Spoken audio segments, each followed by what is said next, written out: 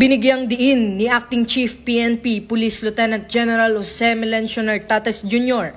na ang PNP ay patuloy na nakikipag-ugnayan sa mga local chief executives upang tiyakin na ang pagtitipon ay naaayon sa batas at may kaukulang permit.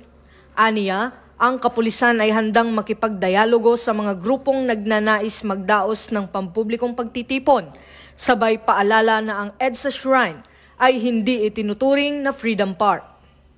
Kaya nga po tayo ay patuloy na nagko-coordinate or nakikiusap or nakikipag-negotiate or nakikipag-pulong dito sa mga grupo, lalong-lalo na sa local chief executive, sa mga mayor po natin with regards to assemblies. Kailangan po magpaalam sila, kailangan po ay dito po sa Freedom Park. At kung pinayagan naman, nasa kamay na po ng ating local chief executive or ng mga mayor na magbigay ng permit. At of course, sinasangguni po yan sa kapulisan, lalong-lalo na vice chairperson ang ating chief of police sa isang lugar na nagbibigay ng timely advice sa ating mga executive.